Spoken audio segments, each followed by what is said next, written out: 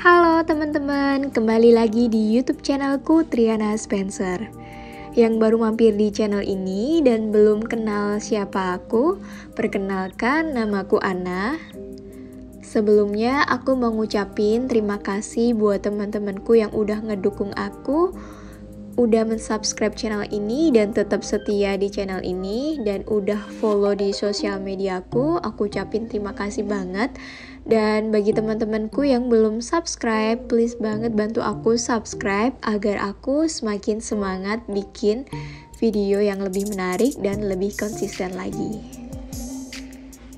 Ini merupakan podcastku yang kedua. Selain di YouTube, teman-teman juga bisa dengerin podcastku ini di Anchor dan Spotify. Namanya Triana Spencer, atau cari aja di link di bawah description box. Aku udah taruh linknya. Oh ya, aku bikin podcast ini sebagai media saling berbagi dan sharing-sharing ke kalian semua, dan berbagi tips buat teman-teman yang butuh advice dari pengalaman kita yang mungkin sama. Tapi saat ini aku akan sharing cerita pengalaman dari diriku sendiri dulu, dan mungkin kedepannya kalau ada teman-teman yang butuh teman curhat sekedar untuk meluapkan perasaannya atau berbagi cerita dengan kita, silahkan email di emailku anna@temancerita@gmail.com. Nanti aku akan bacakan ceritamu, dan jika aku bisa ngasih advice, aku akan ngasih masukan. Kalau aku nggak bisa, aku mohon maaf sebelumnya. Dan mungkin aku akan menjadi pendengar yang setia, dan mungkin podcast ini sebagai pelantara untuk kamu meluapkan perasaanmu. Oke teman-teman, langsung saja ya. Aku mau cerita tentang perjalanan karirku. Banyak banget lika-liku, suka dan duka yang aku laluin. Aku juga pernah ngalamin sakit hati karena dipandang sebelah mata saat interview. Karena waktu itu aku lulusan dari Indonesia dan ngerasain bagaimana susahnya cari kerjaan di negeri orang. Mungkin aku masih tergolong newbie ya. Tapi mungkin dari cerita ini teman-teman bisa dapat gambaran bagaimana sih rasanya jadi expat atau orang yang bekerja di luar negeri. Tahun 2016, aku memberanikan diri untuk bekerja di Australia dengan Working Holiday Visa. Working Holiday Visa itu hanya berlaku 1 tahun untuk bekerja part-time dan liburan di Australia. Karena visa itu memperbolehkan kita bekerja part-time, jadi kita agak susah teman-teman untuk bisa dapetin pekerjaan tetap dan pekerjaan di office. Jadi kita dapatnya ya pekerjaan ya jadi waiters, atau jadi pelayan toko, atau kerja di fast food, atau bisa kerja di perkebunan dan kerja serabutan, kerja apa aja. Waktu itu pertama kali aku diterima kerja itu di supermarket. Walaupun aku hanya kerja part-time, tapi tenagaku itu rasanya seperti terforsir karena harus nata-nata barang dengan cepat. Rasanya ya badan ini seperti robot. Waktu itu gaji per jamnya yang aku terima itu $20 Australia per jam. Kurang lebih dapatnya per bulan itu 50 juta. Mungkin gaji segitu kalau buat hidup di Indonesia lebih dari cukup. Tapi karena hidup di Australia yang apa-apa mahal, ya sama aja hidup pas-pasan. Ya rasanya seperti kalian dapat gaji UMR lah. Jadi harus pintar-pintar ngatur keuangan dan pintar-pintar nyisihin uang. Ya semua itu tergantung gaya hidup juga sih.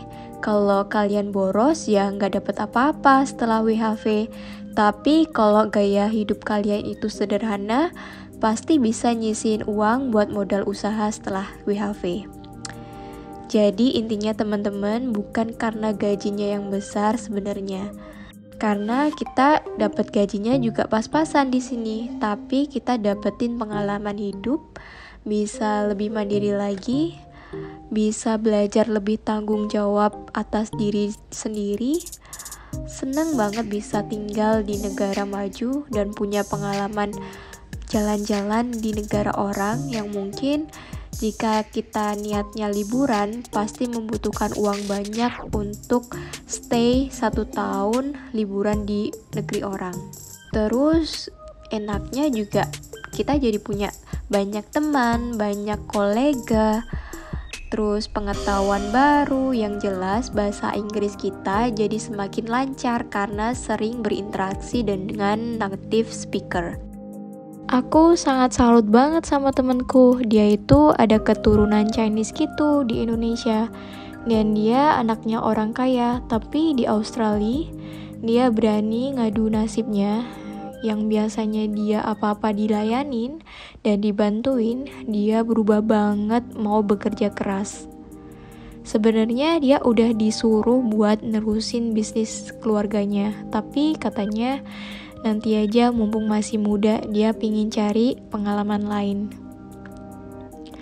Walaupun anak orang kaya, tapi gak mau gantungin hidupnya sama orang tuanya yang kaya. Salut banget deh pokoknya. Aku pernah tanya sama dia kenapa kok dia mau memutuskan untuk ikutan WHV. Katanya dia pingin lebih bisa menghargai pekerjaan orang lain yang mungkin kita sering sepelekan. Kalau kita tahu rasanya seperti apa susahnya cari uang, pasti kita akan lebih bersyukur, lebih menghargai jeripayah kita, dan lebih giat lagi berusaha untuk menggapai apa yang dicita-citakan. Selama aku kerja di supermarket, lama-kelamaan itu tubuh mungilku ini jadi gak kuat, jadi sering sakit-sakitan. Mungkin karena pekerjaanku terlalu berat. Aku memutuskan untuk cari pekerjaan baru dan gak pantang nyerah buat cari kerja. Setiap hari aku mencoba melamar pekerjaan dan gak ada henti-hentinya aku apply pekerjaan, mungkin bisa sampai 200 atau 300 lebih ya yang udah aku coba. Kalau di Indonesia gampang banget kita dapetin pekerjaan sesuai dengan bidang kita, dan kadang-kadang kita juga sering bisa memilih pekerjaan.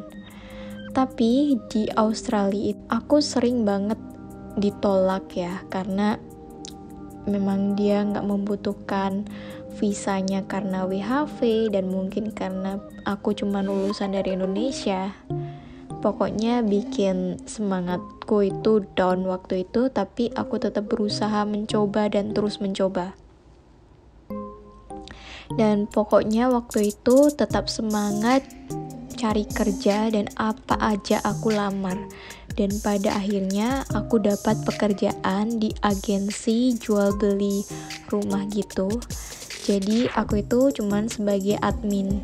Walaupun sebagai admin ya teman-teman, tapi rasanya itu seneng banget dapat kerjaan yang gak berat. Kerjanya ya memposting rumah yang mau dijual, terus yang mau disewakan di website atau di sosial media. Kerja di agensi jual beli rumah itu gajiku itu lebih kecil daripada waktu aku kerja di supermarket. Tapi aku masih bersyukur karena pekerjaannya tidak begitu melelahkan. Dan enaknya, jika atasanku itu berhasil ngejual rumah, aku itu dapat bonus, walaupun ya nggak banyak. Tapi tetap bersyukur seberapapun aku dapatnya. Brendan yang waktu itu masih jadi pacarku ngerasa kasihan lihat aku kerja keras, dan akhirnya dia mensupport aku dan mendorong aku buat study lagi.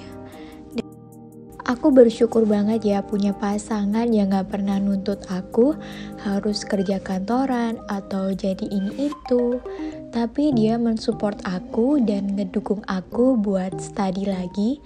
Jadi aku study lagi sesuai apa yang aku sukai. Dan singkat cerita, karena aku udah lulus dari Charles Darwin University, aku harus apply partner visa untuk menetap di Australia. Dan akhirnya setelah kita menikah Dan setelah lulus, bayanganku itu pasti akan langsung dapat kerjaan yang bagus dan enak.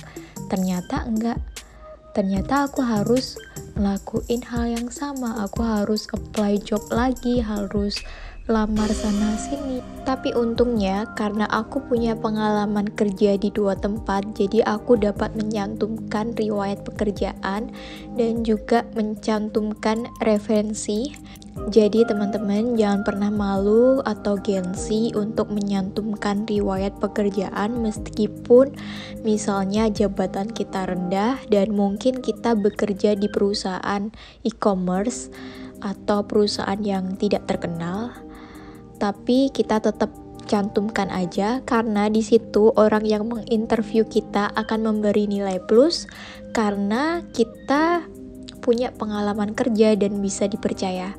Dan usahakan sama siapa aja, jangan pernah pilih-pilih teman. Kata pepatah, banyak teman, banyak rezeki. Kalau kita bisa baik dengan siapa aja, pasti teman kita mau bantuin atau mau kasih informasi lowongan kerja buat kita. Dan kadang kita bisa direkomendasikan teman kita untuk bekerja di perusahaannya. Tapi kalau kamu pilih-pilih teman dan baru baik-baikin teman kalian kalau ada maunya aja, ya teman kamu gak bakal kasih informasi kerjaan, padahal di tempat kerjanya lagi buka lowongan. Dan akhirnya teman-teman, usaha kerasku itu membuahkan hasil. Akhirnya aku bisa bekerja di bidang yang aku mau dan sesuai dengan cita-citaku yang selama ini aku impikan. Pingin tahu apa profesiku? Tunggu ya cerita selanjutnya. Semoga dari pengalamanku ini bisa jadi motivasi buat teman-teman untuk tetap semangat mengejar cita-cita. Jangan patah semangat, harus berani mencoba, jangan takut gagal. Kalau masih fresh graduate, jangan pilih-pilih kerjaan, kerja dulu untuk ibaratnya untuk batu loncatan lah. Cari ilmu dulu, bukan untuk mengharapkan gaji besar.